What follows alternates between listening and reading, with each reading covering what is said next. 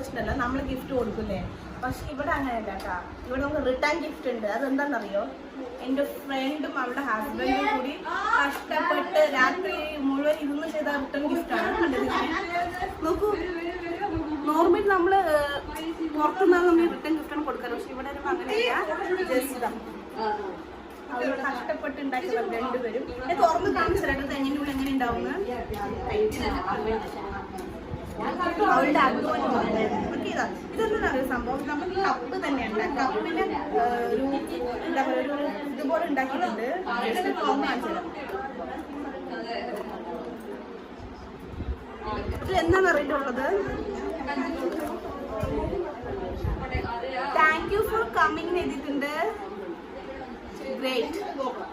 പിന്നെ നമുക്ക് ചോക്ലേറ്റ്സ്